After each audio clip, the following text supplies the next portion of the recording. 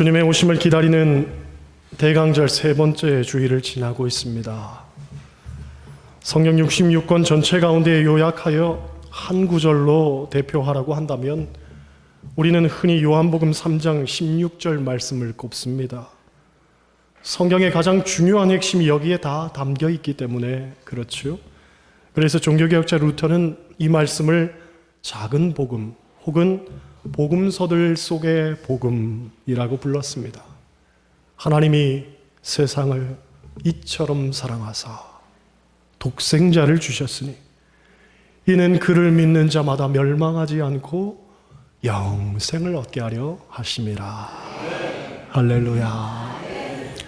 이 말씀은 우리에게 하나님의 사랑에 대한 가장 중요한 것들을 함축적으로 말해주고 있습니다. 먼저 하나님은 세상을 사랑하신다고 합니다. 유대인들의 전통적 사고방식은 하나님은 이스라엘에게만 국한되던 사랑이었습니다. 그래서 그들에게는 선민사상, 즉 택함받은 민족에 대한 우월감이 있었죠. 그러나 성경을 보면 하나님은 이스라엘 백성들의 그런 편견이 끊임없이 깨지기를 요구하셨습니다. 대표적인 성경이 요나서죠. 그들이 그렇게도 싫어했던 아수르 니느웨에 가서 하나님의 회개의 복음을 전하길 원하셨던 겁니다. 여러분, 하나님은 온 인류를 사랑하십니다. 믿는 자나 믿지 않는 자나 그리스도인이나 비그리스도인 모두를 사랑하십니다. 부한 자도 사랑하시고 가난한 자도 사랑하십니다. 삶의 어두운 그늘과 상처가 있는 사람도 사랑하시고 편견 속에 갇혀서 버려진 사람도 사랑하십니다. 실패 가운데 있는 사람도 사랑하시고 고통 속에 사는 사람도 사랑하십니다. 그래서 하나님은 세상을 사랑하신다고 말한 겁니다. 물론 세상은 긍정적인 세상과 부정적인 세상이 있습니다. 긍정적 세상은 하나님을 사랑하고 하나님의 말씀을 믿고 하나님의 사명을 감당하기 위한 사람들이 세워가는 세상이고, 부정적 세상이란 일탈하고 범죄하고 하나님을 거부하는 사람들이 만들어가는 그런 세상입니다. 우리가 사뭇 생각하기에 하나님은 부정적인 세상을 미워하시고 심판하기를 원하실 것 같지만 사실은 그렇지 않습니다. 하나님의 소원은 모든 사람이 구원을 받으며 진리를 아는 데 이르는 바로 그것입니다. 믿지 않는 사람도, 타락하고 범죄한 사람도, 예수 그리스도를 십자가에 못 박은 사람도 다 하나님 앞에 부복하고 엎드려 생명을 얻기를 원하십니다. 여러분, 하나님께는 편견이란 없습니다. 편가르기도 없습니다. 하나님께 나오는 자는 누구든지 다 받아주시고 다 거두어 주십니다. 일생을 나쁜 짓만 일삼고 살다가 결국은 십자가에 못 박혀 최후를 맞이했던 강도도 그 십자가 위에서 회개했더니 내가 오늘 나와 함께 낙원에 있으리라. 주님께서 말씀하셨죠. 여러분의 삶의 과거가 어떤지 저는 모릅니다. 하지만 혹 안다고 해도 그건 하나도 중요치 않습니다. 동이 서에서 먼 것 같이 너희 죄과를 멀리 옮기었느니라. 그리고 다시는 기억지 아니하리라. 그 말씀처럼 하나님이 궁극적으로 원하시는 것은 우리의 죄를 찾아내서 끝까지 책임을 추궁하는 게 아니라 우리의 죄를 찾아내서 남김없이 다 사하시고 잊어버리시는 것, 그게 하나님의 사랑인 줄로 믿습니다. 누가복음 15장을 보면 잃어버린 것을 찾은 일에 관한 세 가지 비유가 연속해서 나옵니다. 잃은 양을 찾은 목자의 비유, 잃은 드라크마를 찾은 여인의 비유, 잃은 아들을 되찾은 아버지의 비유입니다. 이 세 가지 비유가 연속해서 나열되는 이유는 점강적 측면에서 보는 점층법입니다. 표현이 어렵지만 양은 100마리 중에 한 마리를 잃어버렸습니다. 드라크마는 10개 중에 하나를 잃어버렸습니다. 아들은 2사람 중에 한 사람을 잃어버렸습니다. 곧 많은 것에서부터 작은 것으로 점점 줄어들면서 그만큼 더 소중한 것들을 끄집어내는 거지요. 결국 세상에 수많은 사람들이 있지만 하나님이 찾으시는 사람은 바로 당신, 여러분 한 사람, 그 사실을 부각시키고 있는 거죠. 그런데 이 비유들에서 무엇보다도 의미 있는 것은 잃어버린 것들을 찾을 때마다 잔치를 벌였다는 겁니다. 양을 찾을 때도 잔치요, 드라크마를 찾을 때도 잔치요, 심지어 매몰차게 떠나버린 아들을 찾았을 때에도 잔치를 벌였습니다. 세상적으로 보면 아버지가 아들을 추궁하고 책망하는 것이 먼저였을지도 모릅니다. 그래, 잘 먹고 잘 살겠다고 애비 가슴에 대못 받고 떠난 놈이 그동안 재산 다 탕진해먹고 거짓골로 나타나서 무슨 염치가 있다고 이러고 있냐? 얼마든지 그럴 수 있지요. 그런데 아버지는 아들에게 한 말씀도 하지 않고 오히려 종들을 불러다가 말하기를 제일 좋은 옷을 내어다가 입히고 손에 가락지를 끼우고 발에 신을 신기라. 그리고 살찐 송아지를 끌어다 잡으라. 우리가 먹고 즐기자. 그렇게 잔치를 벌입니다. 여러분, 이게 하나님의 죄인에 대한 인식입니다. 그 누구에게도 잘못을 묻지 않습니다. 책임을 추궁하지 않습니다. 오히려 사랑으로 안아주시고 감싸주시고 축제의 자리로 초청하시는 거죠. 그러니까 신앙생활은 어떤 면에서 축제요, 잔치라고 할 수 있습니다. 한 영혼이 주님 앞에 나오는 것이 얼마나 기쁘고 즐거운 일인가 우리 함께 나누는 거죠. 때문에 하나님이 나를 받아주셨듯 우리도 다른 이를 받아주고 사는 겁니다. 그 사람의 있는 모습 그대로를 수용하고 이해하고 관용하며 사는 겁니다. 우리 모두 하나님 앞에 나올 때는 잔치에 참여하는 마음으로 와야 되는 겁니다. 할렐루야. 둘째로 하나님은 이처럼 우리를 사랑하신다고 했습니다. 이처럼이란 말은 헬라어로 후토스가르라고 하는데 직역하면 그처럼 무한하게 헤아릴 수 없이 영광스럽게 이런 의미가 있습니다. 하나님의 이처럼의 사랑은 결국 십자가에 독생자를 주시는 것으로 귀결이 되죠. 그러니까 이처럼의 핵심은 도저히 불가능한 일을 행하셨다는 거예요. 정말 말도 안 되는 일을 하나님이 이루셨다는 거예요. 생각해보면 그렇죠. 하나님은 하나밖에 없는 아들을 영광과 존귀를 얻는 곳으로 보내신 게 아니라 오히려 고통과 죽음의 십자가의 자리로 보내셨습니다. 예수님은 태어날 때부터 마구간 말구유에서 태어났죠. 낮고 비천한 곳에서 태어나신 겁니다. 그래서 독일의 신학자인 헬무트 틸리케는 이런 이야기를 합니다. 예수님이 탄생한 말구유의 나무와 십자가의 나무는 원래 같은 나무였다. 반은 잘라서 말구유로 쓰고 나머지 반은 십자가로 썼다. 이것이 신학적으로 의미하는 것은 뭐냐면 결국 예수님의 탄생과 십자가는 하나라는 거죠. 하나.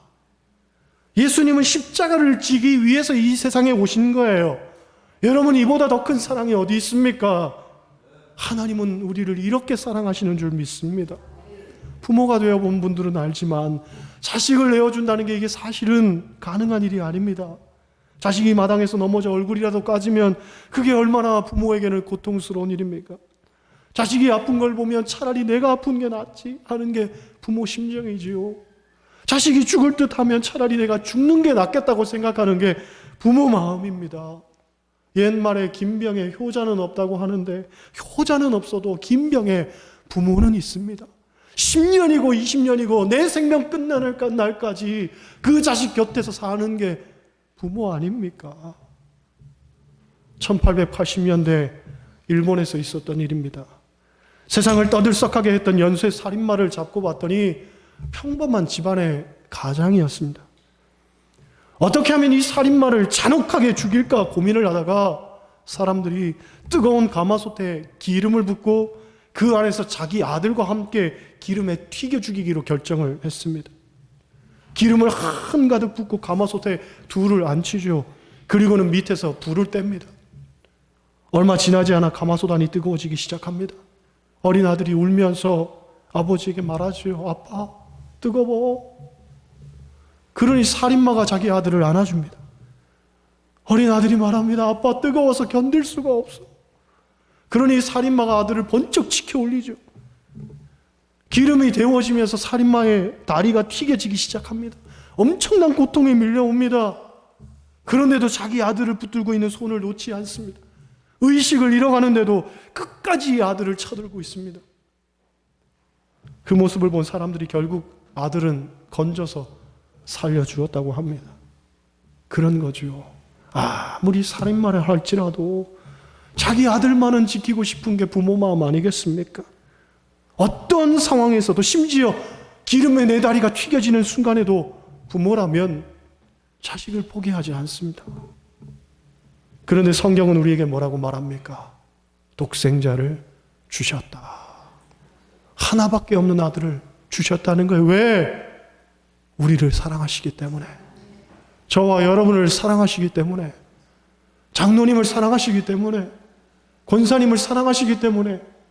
집사님을 사랑하시기 때문에. 우리 성도님들을 사랑하시기 때문에. 오늘 여기에 주님 앞에 나와 있는 여러분 모두를 사랑하시기 때문에 독생자를 주셨다는 거예요. 이 하나님의 사랑이 여러분 마음에 깨달아지기를 소원합니다. 세 번째로, 그런데 독생자를 주신 이유가 뭐냐? 오늘 본문은 이렇게 말합니다. 우리가 멸망치 않고 영생을 얻게 하려 하심이라. 여러분, 우리 그리스도인들은 영생을 사모하고 삽니다. 그런데 사실 이 영생에 대해서 설명하는 것이 쉬운 일은 아닙니다. 과거 무수한 사람들이 천국에 다녀왔다고 주장을 하지만 그들의 고백과 간증을 사실로 받아들이기에는 다분히 어려운 점들이 많죠.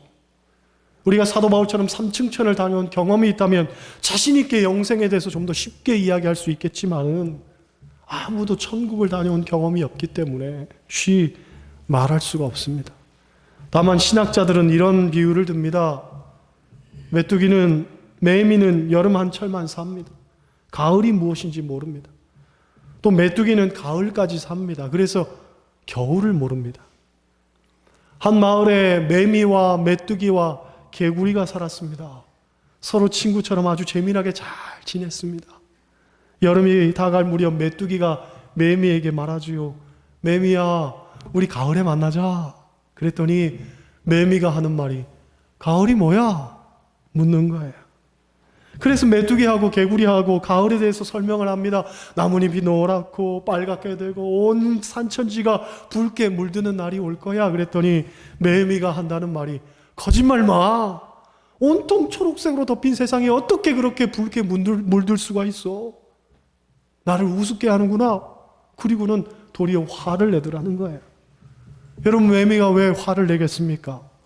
매미는 여름 한철만 살기 때문에 가을이라는 걸 모를 뿐더러 그걸 받아들일 수가 없는 거죠. 그렇게 매미는 떠나고 가을에 메뚜기와 개구리가 둘이서 재밌게 놀았습니다. 날씨가 추워지자 개구리가 말합니다. 메뚜기야, 겨울 보내고 내년 봄에 우리 다시 만나자. 그랬더니 메뚜기가 묻지요.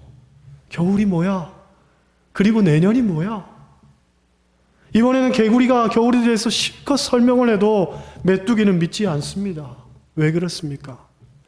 메뚜기는 가을까지만 살기 때문에 그렇습니다.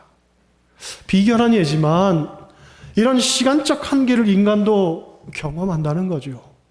하나님의 영원이라는 시간 안에서 보면 우리의 삶은 아주 짧은 촌각에 지나지 않습니다.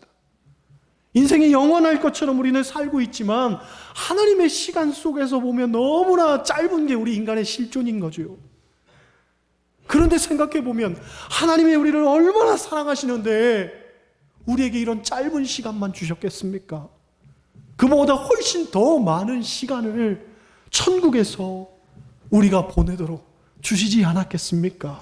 그렇죠? 그런데 다만 우리가 그걸 깨닫지를 못해서 마치 없는 것처럼 이야기를 하는 거죠. 또 앞서서 개구리 이야기했지만 개구리가 겨울잠을 자고 이듬해 깨어나긴 해도 이 개구리의 삶의 공간은 제약이 있습니다. 우리 속담에 우물한 개구리란 말이 있듯이 개구리가 일평생 사는 공간은 아주 작은 공간에 한정되어 있습니다. 그런데 그게 전부인 줄 착각하고 사는 거죠.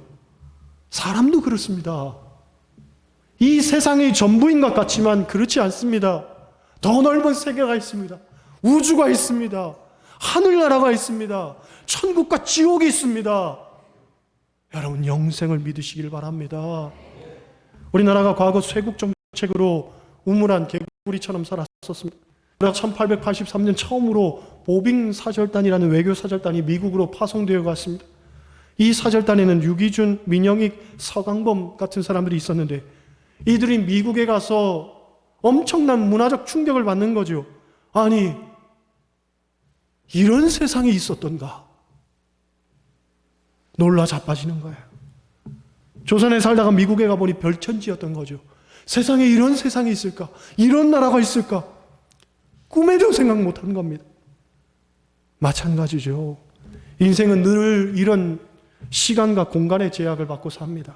그래서 영생에 대한 하나님의 말씀을 믿는다는 것이 쉽지 않습니다만은 성경은 우리에게 우리가 전혀 상상하지 못했던 세계를 가르쳐주고 있습니다.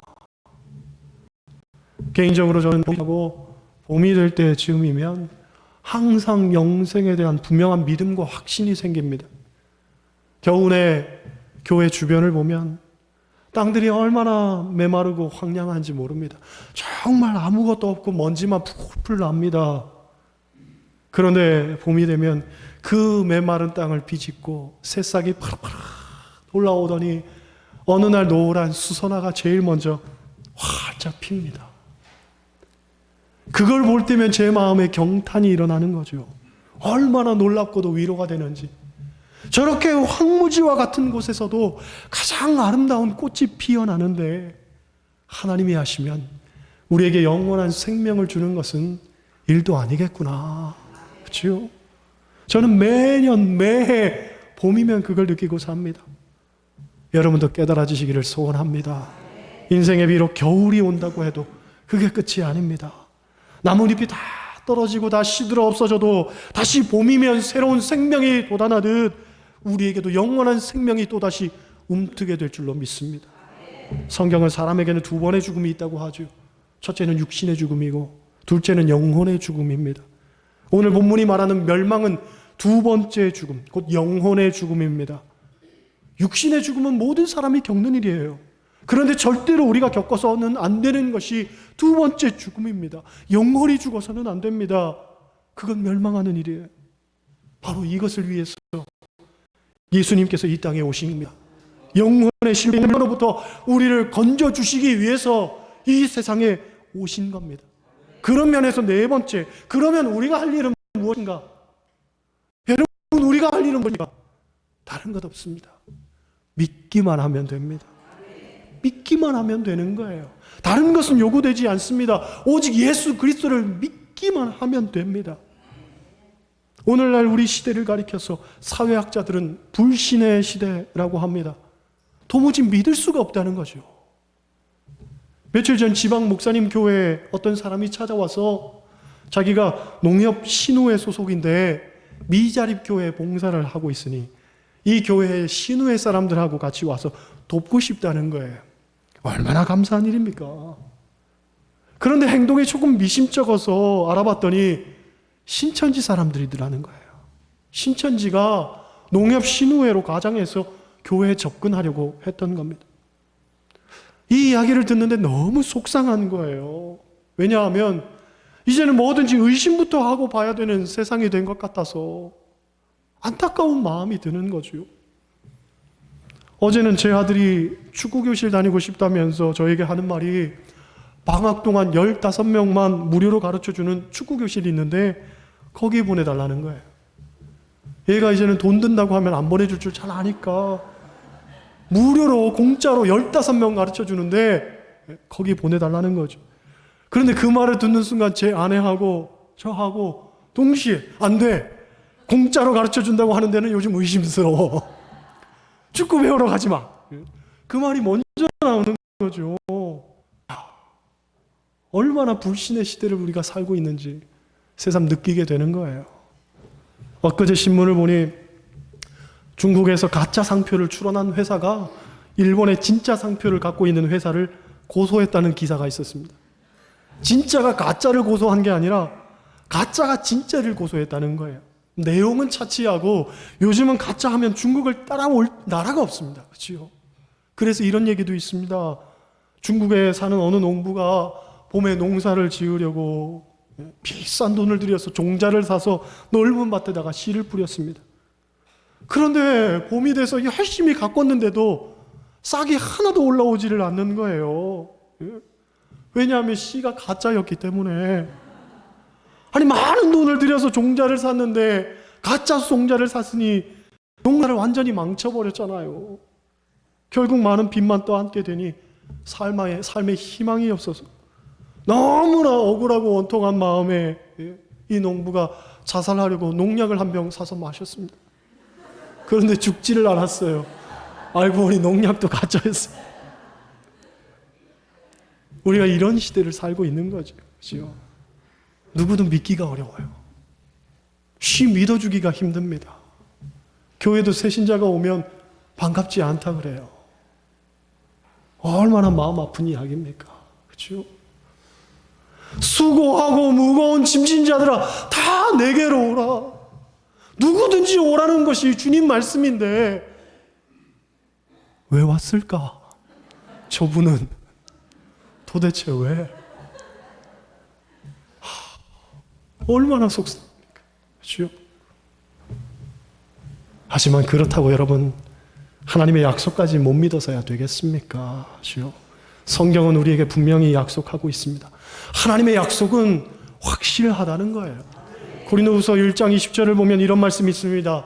하나님의 약속은 얼마든지 그리스도 안에서 예가 되니 그런즉 그로 말미암아 우리가 아멘 하여 하나님께 영광을 돌리게 되느니라. 하나님의 약속은 그리스도 안에서 얼마든지 예가 된다는 거예요. 그 누구든지 예수 그리스도를 믿기만 하면 구원받는다는 얘기입니다. 마태복음 5장을 보면 팔복의 말씀이 나오죠. 하나님이 약속하신 8가지 복에 관한 말씀입니다. 우리가 참 좋아하고 사랑하는 말씀이에요. 그런데 이 팔복의 말씀에서 가장 중요한 핵심이 뭐냐면 천국이죠. 천국. 팔복의 말씀 5장 3절 처음 시작하는 말씀, 심령이 가난한 자는 복이 있나니 천국이 그들의 것이며, 천국이. 마지막은 10절 말씀, 의를 위하여 박해를 받은 자는 복이 있나니 천국이 그들의 것입니다. 시작과 끝이 천국입니다. 우리가 받는 복의 처음과 끝이 천국을 소유하는 복이라는 거예요. 이것이 예수님이 말씀하시는 복입니다. 복을 헬라어로 마카리오스라고 하는데 신약 성경에서만 52번 나옵니다. 성경에서 말하는 복은 하나님의 절대적 은총이에요. 곧 이 땅에서 소유하는 물질적이고 주관적인 복이 아니라 영적인 복이라는 거죠. 그리고 그 은총은 결국 천국으로, 영생으로 귀결이 된다는 거예요. 때문에 이 세상에서 아무리 부를 누리고 권력을 가졌다고 해도 영생을 얻지 못한다면 그 사람은 절대로 복을 받은 사람이라고 말할 수 없습니다. 그렇죠? 어리석은 부자에 관한 비유도 그런 내용 아닙니까? 물질적으로 아주 넉넉한 부자가 부요를 누리며 살았지만 오늘 밤 하나님이 부르시면 결국 어리석은 자가 된다는 거죠. 영생이 없는 자의 말로를 우리에게 가르쳐주고 있는 겁니다. 여러분, 영생이 있습니다.